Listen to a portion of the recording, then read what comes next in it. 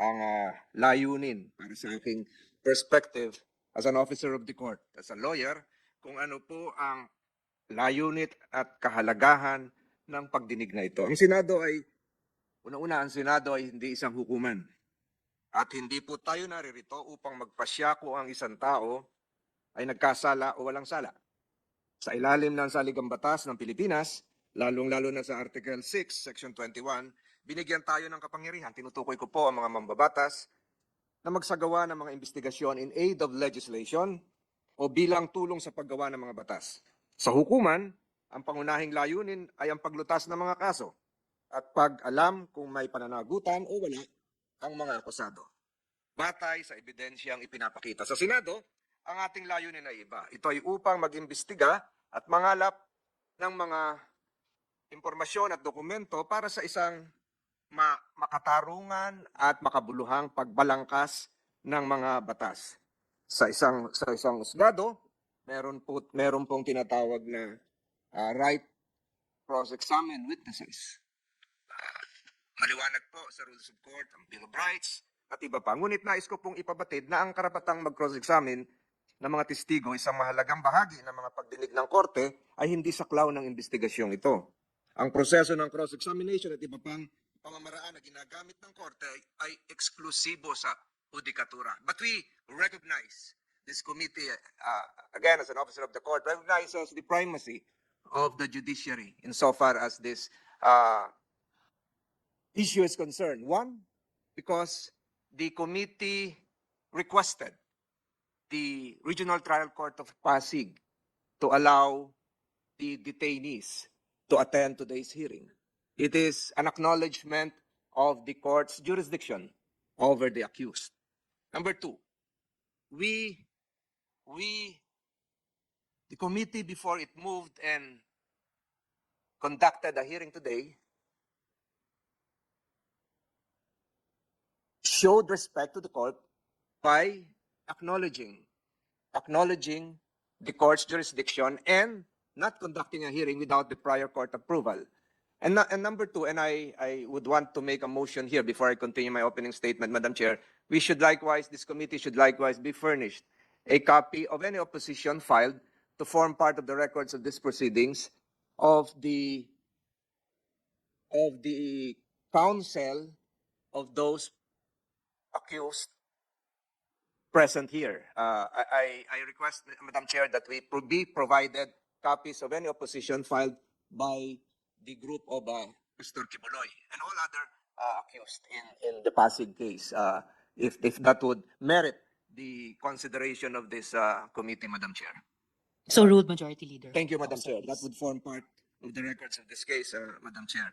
And again, I reiterate what I've been saying here.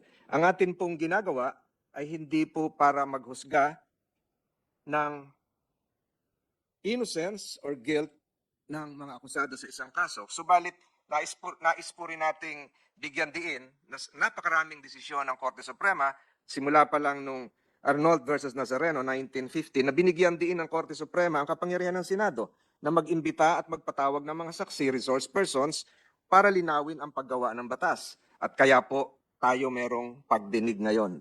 Subalit, nais ko pong hilingin sa lahat na during these proceedings, we show utmost respect and consideration to all persons here present, whether accuser or accused. Ang Senado po should remain as a bastion of dignity. Hindi po tayo narito para magtapon ng kung ano-anong dumi sa bawat isa, kung hindi para ipakita na ang paggawa ng batas ay ating pinapahalagahan at pinapahalagahan din natin ang karapatan ng mga naririto. Sa hukuman, meron silang, ulitin ko, meron silang karapatan na magsalita ang abogado. Dito po ay hindi. Let me ask the committee and all my colleagues here, whether present physically or virtually, to assure all of those listening that under our rules, all resource persons will be treated with respect and afforded fair treatment. And that this institution, as I've said, will always pride itself in upholding the principles of fairness and transparency. However, if there are legal matters against you, it must be addressed in the proper judicial forum, not here. In summary, while we have the authority to compel testimony in aid of legislation, any allegations or charges will have to be resolved in the court of law. And I'm now referring to the Regional Trial Court of Pasig. Madam Chair, let us always be reminded that we have a constitution. We have a living constitution, and that the constitution should stand as our unwavering shield, protecting the rights of all, whether accused or accuser, in ensuring that justice is served without discrimination and with fairness and equality. Sana po sa pagdinig na ito, makagawa tayo ng nararapat na pagbabago sa batas, and I'm referring to the Human Trafficking Act, the elements of which we cannot change because we're bound, Secretary Manalo is here, by the Palermo Convention. Perhaps the penalties could be increased, but just the same, this hearing is required of us as part of the complexities of governance that would require us to listen to various voices, even those embroiled in legal challenges and scrutiny. Again, Madam Chair, it is crucial that we uphold the integrity of our legislative process by respecting all resource persons present and upholding due process and fairness. Our commitment must be to engage in a meaningful dialogue while adhering to the principles of justice and respect for individual rights. Our role is to seek the truth. To seek the truth. Mapagandan ho natin yung batas, marami nakikinig ngayon, and not to pass judgment. Madam Chair, thank you for giving me the privilege to have an opening statement, and again, let that serve as a continuing manifestation as to the role of this committee in the coming minutes and in the coming hours as we proceed. I now yield the floor. Maraming salamat po at magandang umaga sa inyo lahat. So, dear colleagues, sinimulan po natin yung investigasyong ito dahil sa hinaing ng mga biktima survivor na lumapit sa aming opisina.